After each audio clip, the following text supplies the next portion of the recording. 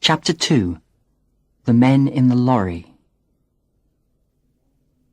The sound outside the stable door changes, and I know what it is. Cluck, cluck, cluck, cluck. It's my chicken, Whitetail. Whitetail is my favourite chicken. She gives us lots of eggs. We're never going to eat her, my father once told me. He understood that Whitetail was my chicken. I call to Whitetail, and she answers me. She comes into the stable, but she's very afraid. Maybe the men tried to kill her.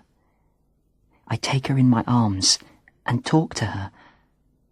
I'm very hungry, I tell Whitetail, but I can't go and look for your eggs because the men are coming.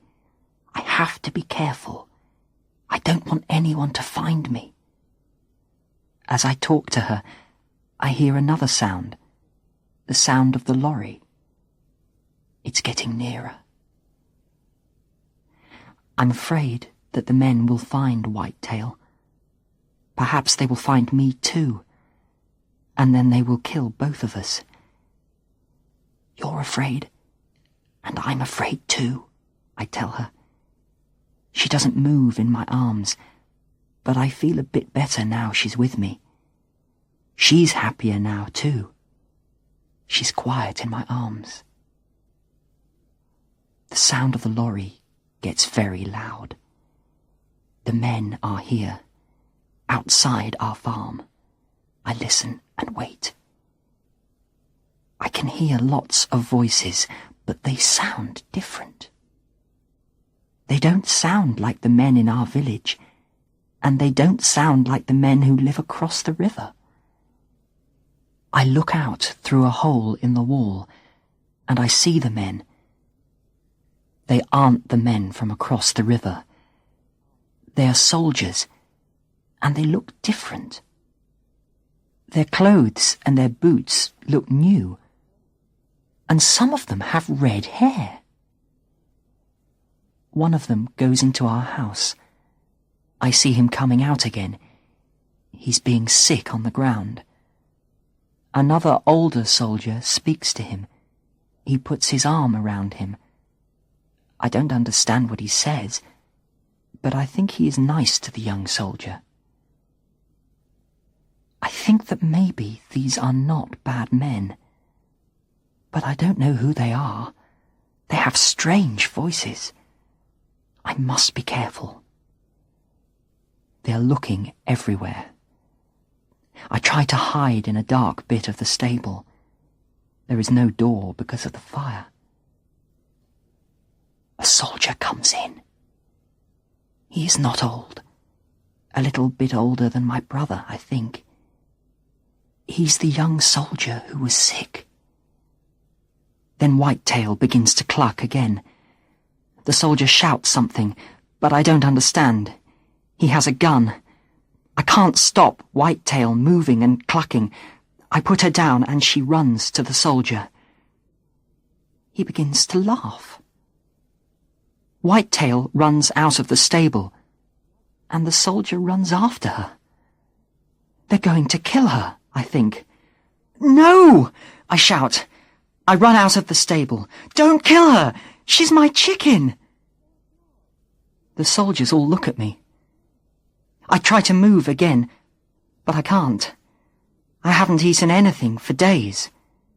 I fall down. A soldier picks me up. Now they are going to kill me, I think. But he doesn't look angry. He looks very sad. He shouts something. Nothing happens. The men are all looking at my house. And then I see another man. He was in my house, and now he comes across to me. He doesn't look like the soldiers. He's tall with yellow hair. He has 2 big cameras. My brother had a camera, but it was very small.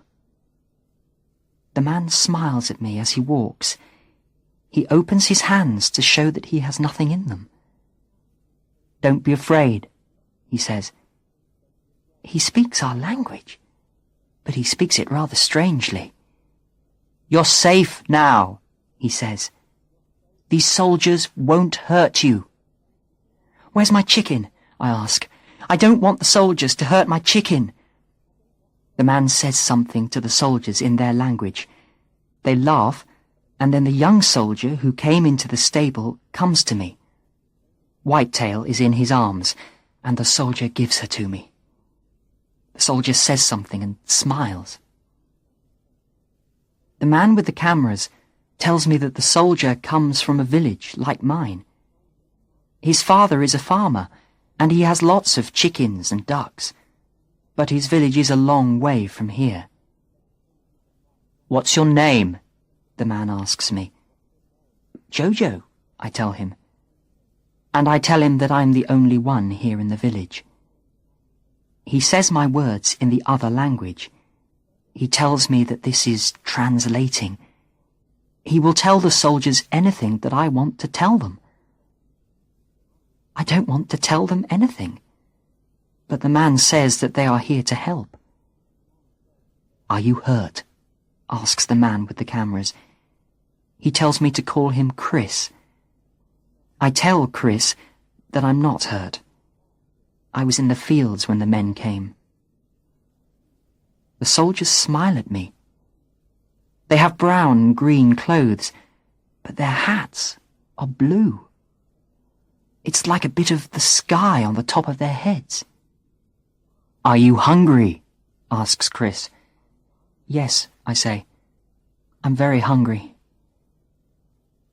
The soldiers make a small fire for cooking. I can hear it. It's a good sound. The fire in the village was different. It made a sound like the wind at night, a great big wind that makes you hide in your bed with the blanket over your head. The soldiers give me some rice and beans. It's very good. "Don't eat it too fast, or your tummy will hurt," says Chris. My mother often said that. I want to cry, but I can't. The tears are all inside my head, like a big ball of rice that won't go down. The soldiers have lots of blankets in the lorry. Chris takes one and puts it over me. I sit down, and Whitetail sits down next to me. The young soldier has given Whitetail some food, too. He tells me that his friends call him Duck now, because he has chickens and ducks at home. He smiles at me. I want to smile, but I don't have any smiles anymore. The men took them away with them across the river. I can't feel the ghosts of my family anymore. Perhaps they're inside the stable. They don't know that I am outside here with the soldiers. The soldiers say that I am safe now. I want to believe them, but what's going to happen when they go away and I'm all alone again? I ask Chris, and he tells me that the soldiers are going to take me with them. "You can't stay here all alone," says Chris. I don't know where I'm going, but Chris tells me it's a long way away from the village. He says that I'm going to a place where there are lots of children like me. He says that there has been fighting in other places, and there are lots of children without families. But I have a family. They're here. The soldiers don't understand that. Chris doesn't understand. Only the ghosts understand.